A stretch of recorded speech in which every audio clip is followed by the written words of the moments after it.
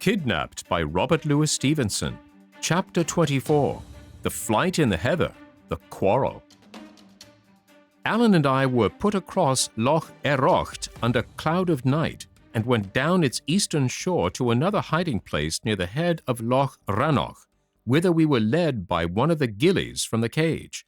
This fellow carried all our luggage and Alan's greatcoat in the bargain, trotting along under the burthen, far less than half of which used to weigh me to the ground, like a stout hill pony with a feather. Yet he was a man that, in plain contest, I could have broken on my knee. Doubtless it was a great relief to walk disencumbered, and perhaps without that relief and the consequent sense of liberty and lightness, I could not have walked at all. I was but new risen from a bed of sickness, and there was nothing in the state of our affairs to hearten me for much exertion, travelling as we did over the most dismal deserts in Scotland, under a cloudy heaven, and with divided hearts among the travellers. For long we said nothing, marching alongside or one behind the other, each with a set countenance, I angry and proud, and drawing what strength I had from these two violent and sinful feelings. Alan angry and ashamed that he had lost my money, angry that I should take it so ill. The thought of a separation ran always the stronger in my mind, and the more I approved of it, the more ashamed I grew of my approval. It would be a fine, handsome, generous thing indeed for Alan to turn round and say to me, "Go, I am in the most danger, and my company only increases yours." But for me to turn to the friend who certainly loved me and say to him, "You are in great danger, I am in but little. Your friendship is a burden. Go, take your risks and bear your hardships alone." No, that was impossible, and even to think of it privily to myself made my cheeks to burn. And yet Alan had behaved like a child, and, what is worse, a treacherous child. Wheedling my money from me while I lay half-conscious was scarce better than theft, and yet here he was trudging by my side, without a penny to his name, and, by what I could see, quite blithe to sponge upon the money he had driven me to beg. True, I was ready to share it with him, but it made me rage to see him count upon my readiness. These were the two things uppermost in my mind, and I could open my mouth upon neither without black ungenerosity. So I did the next worst, and said nothing, nor so much as looked once at my companion, save with the tail of my eye. At last, upon the other side of Loch Erocht, going over a smooth, rushy place where the walking was easy, he could bear it no longer, and came close to me. "David," says he, "this is no way for two friends to take a small accident. I have to say that I'm sorry, and so that's said, and now, if you have anything, you'd better say it." "Oh," says I have nothing." He seemed disconcerted, at which I was meanly pleased. "No," said he with a rather trembling voice, "but when I say I was to blame—" "Why, of course you were to blame," said I coolly, "and you will bear me out that I have never reproached you." "Never," says he, "but ye ken very well that ye've done worse. Are we to part? Ye said so once before. Are ye to say it again? There's hills and heather enough between here and the two seas, David, and I will own I'm no very keen to stay where I'm no wanted." This pierced me like a sword, and seemed to lay bare my private disloyalty. "Alan Breck," I cried, and then, "do you think I am one to turn my back on you in your chief need? You dursn't say it to my face. My whole conduct's there to give the lie to it. It's true, I fell asleep upon the muir, but that was from weariness, and you do wrong to cast it up to me, which is what I never did," said Alan. "But aside from that," I continued, "what have I done that you should even me to dogs by such a supposition? I never yet failed a friend, and it's not likely I'll begin with you. There are things between us that I can never forget, even if you can." "I will only say this to you, David," said Alan, very quietly, "that I have long been owing ye my life, and now I owe ye money. Ye should try to make that burden light for me." This ought to have touched me, and in a manner it did, but the wrong manner. I felt I was behaving badly, and was now not only angry with Alan, but angry with myself in the bargain, and it made me the more cruel. "You asked me to speak," said I. "Well then, I will. You own yourself that you have done me a disservice. I have had to swallow an affront. I have never reproached you. I never named the thing till you did. And now you blame me, cried I, because I can laugh and sing as if I was glad to be affronted. The next thing will be that I'm to go down upon my knees and thank you for it. You should think more of others, Alan Breck. If you thought more of others, you would perhaps speak less about yourself, and when a friend that likes you very well has passed over an offense without a word, you would be blithe to let it lie, instead of making it stick to break his back with. By your own way of it, it was you that was to blame.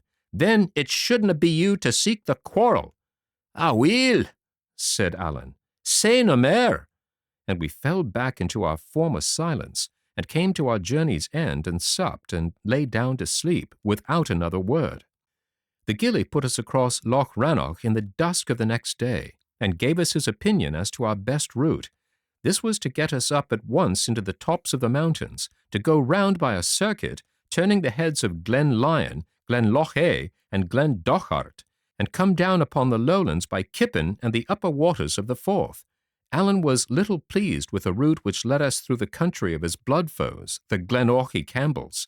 He objected that by turning to the east, we should come almost at once to the Athol Stewarts, a race of his own name and lineage, although following a different chief, and come besides by a fair, easier, and swifter way to the place whither we were bound.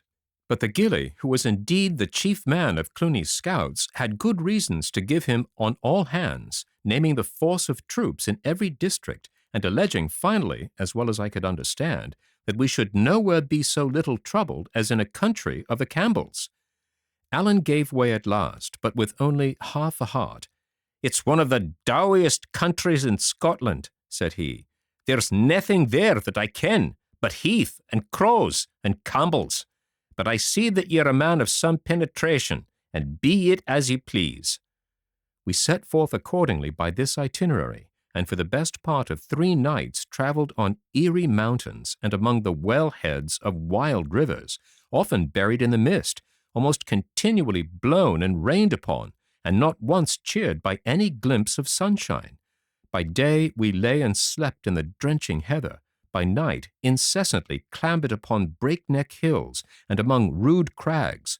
We often wandered. We were often so involved in fog that we must lie quiet till it lightened. A fire was never to be thought of. Our only food was dramach and a portion of cold meat that we had carried from the cage, and as for drink, heaven knows we had no want of water. This was a dreadful time, rendered the more dreadful by the gloom of the weather and the country. It was never warm. My teeth chattered in my head. I was troubled with a very sore throat, such as I had on the isle.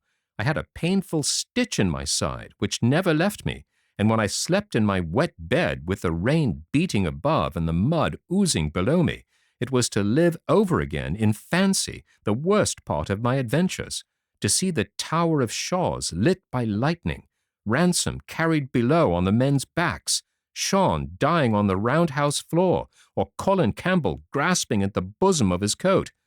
From such broken slumbers I would be aroused in the gloaming, to sit up in the same puddle where I had slept, and sup cold dramach, the rain driving sharp in my face or running down my back in icy trickles, the mist enfolding us like as in a gloomy chamber, or perhaps if the wind blew, falling suddenly apart and showing us the gulf of some dark valley where the streams were crying aloud.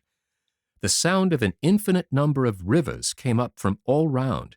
In this steady rain the springs of the mountain were broken up. Every glen gushed water like a cistern. Every stream was in high spate, and had filled and overflowed its channel. During our night tramps it was solemn to hear the voice of them below in the valleys, now booming like thunder, now with an angry cry. I could well understand the story of the water kelpie, that demon of the streams, who was fabled to keep wailing and roaring at the ford until the coming of the doomed traveller. Alan, I saw, believed it, or half believed it, and when the cry of the river rose more than usually sharp, I was little surprised, though of course I would still be shocked, to see him cross himself in the manner of the Catholics. During all these horrid wanderings we had no familiarity, scarcely even that of speech. The truth is that I was sickening for my grave, which is my best excuse. But besides that, I was of an unforgiving disposition from my birth, slow to take offense, slower to forget it, and now incensed both against my companion and myself. For the best part of 2 days he was unweariedly kind, silent indeed, but always ready to help, and always hoping, as I could very well see, that my displeasure would blow by. For the same length of time I stayed in myself, nursing my anger, roughly refusing his services, and passing him over with my eyes as if he had been a bush or a stone. The second night, or rather the peep of the third day, found us upon a very open hill, so that we could not follow our usual plan and lie down immediately to eat and sleep. Before we had reached a place of shelter, the grey had come pretty clear, for though it still rained, the clouds ran higher, and Allen, looking in my face, showed some marks of concern. "Ye had better let me take your pack," said he, for perhaps the 9th time since we had parted from the scout beside Loch Rannoch. "I do very well, I thank you," said I, as cold as ice. Allen flushed darkly. "I'll not offer it again," he said. "I'm not a patient man, David." "I never said you were," said I, which was exactly the rude, silly speech of a boy of 10. Allen made no answer at the time, but his conduct answered for him. Henceforth it is to be thought he quite forgave himself for the affair at Cluny's, cocked his hat again, walked jauntily, whistled airs, and looked at me upon one side with a provoking smile. The third night we were to pass through the western end of the country of Balquhidder. It came clear and cold, with a touch in the air like frost, and a northerly wind that blew the clouds away and made the stars bright. The streams were full, of course, and still made a great noise among the hills, but I observed that Allen thought no more upon the Kelpie, and was in high good spirits. As for me, the change of weather came too late. I had lain in the mire so long that, as the Bible has it, my very clothes abhorred me. I was dead weary, deadly sick, and full of pains and shiverings. The chill of the wind went through me, and the sound of it confused my ears. In this poor state I had to bear from my companion something in the nature of a persecution. He spoke a good deal, and never without a taunt. Whig was the best name he had to give me. "Here," he would say, "here's a dub for ye to jump, my Whiggy. I ken you're a fine jumper," and so on, all the time with a gibing voice and face.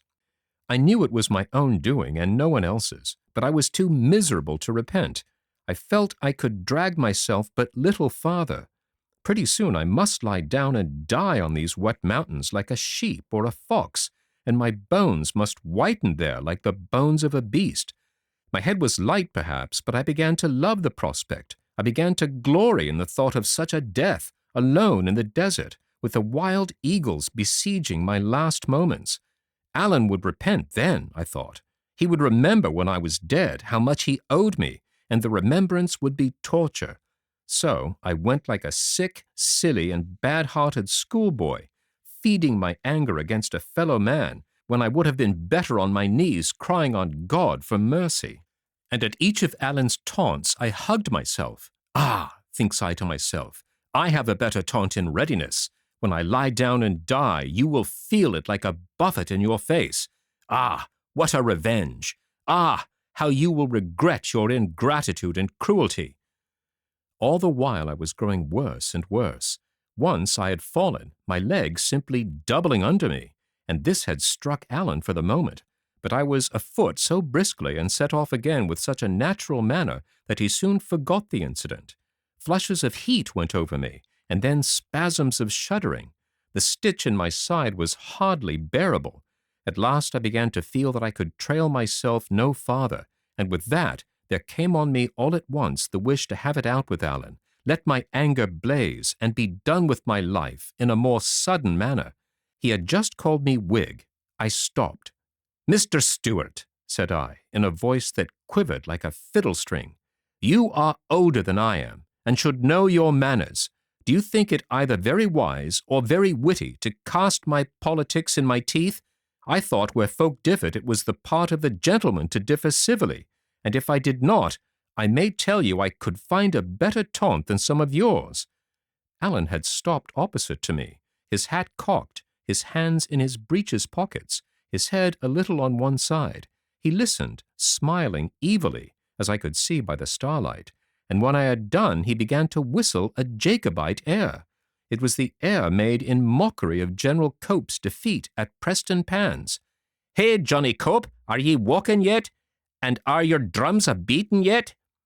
And it came in my mind that Allen, on the day of that battle, had been engaged upon the royal side. "Why do you take that air, Mr. Stewart?" said I. "Is that to remind me you have been beaten on both sides?" The air stopped on Allen's lips. "David," said he. "But it's time these manners ceased," I continued, "and I mean you shall henceforth speak civilly of my king and my good friends the Campbells." "I am a Stewart," began Allen. "Oh," says I ken ye bear a king's name. But you are to remember, since I have been in the Highlands, I have seen a good many of those that bear it, and the best I can say of them is this, that they would be none the worse of washing." "Do you know that you insult me?" said Allen, very low.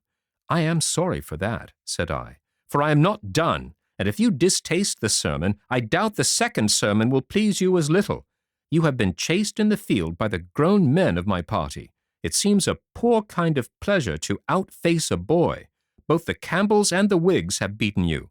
You have run before them like a hare. It behooves you to speak of them as of your betters." Allen stood quite still, the tails of his greatcoat clapping behind him in the wind. "This is a pity," he said at last. "There are things said that cannot be passed over." "I never asked you to," said I. "I am as ready as yourself." "Ready?" said he. "Ready," I repeated. "I am no blower and boaster like some that I could name. Come on!" And drawing my sword, I fell on guard as Allen himself had taught me. "David!" he cried. "Are ye daft? I cannot draw upon ye, David. It's fair murder." "That was your lookout when you insulted me," said I. "It's the truth," cried Allen, and he stood for a moment, wringing his mouth in his hand like a man in sore perplexity. "It's the bare truth," he said, and drew his sword. But before I could touch his blade with mine, he had thrown it from him and fallen to the ground. "Na, na," he kept saying. "Na, na, I kenna. At this, the last of my anger oozed all out of me, and I found myself only sick and sorry and blank and wondering at myself. I would have given the world to take back what I had said, but a word once spoken, who can recapture it? I minded me of all Allen's kindness and courage in the past, how he had helped and cheered and borne with me in our evil days, and then recalled my own insults and saw that I had lost forever that doughty friend. At the same time, the sickness that hung upon me seemed to redouble, and the pang in my side was like a sword for sharpness. I thought I must have swooned where I stood. This it was that gave me the thought. No apology could blot out what I had said. It was needless to think of one. None could cover the offense. But where an apology was vain, a mere cry for help might bring Allen back to my side. I put my pride away from me. "Allen," I said, "if ye canna help me, I must die here." He started up sitting and looked at me. "It's true," said I. "I am by with it. Oh, let me get into the bield of a house. I can die there easier." I had no need to pretend, whether I chose or not. I spoke in a weeping voice that would have melted a heart of stone. "Can ye walk?" asked Allen. "No," said I, "not without help. This last hour my legs have been fainting under me. I've a stitch in my side like a red-hot iron. I canna breathe right. If I die, ye'll can forgive me, Allen? In my heart, I liked ye fine, even when I was the angriest." "Wheesht, wheesht," cried Allen. "Dinna say that. David, my man, ye ken." He shut his mouth upon a sob. "Let me get my arm about ye," he continued. "That's the way. Now, lean upon me hard.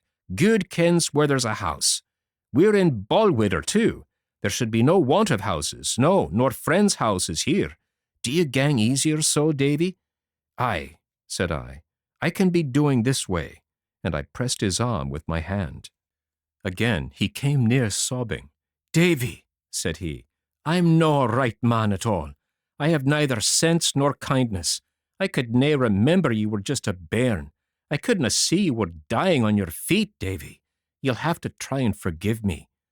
Oh, man, let's say no more about it, said I. We're neither one of us to mend the other. That's the truth.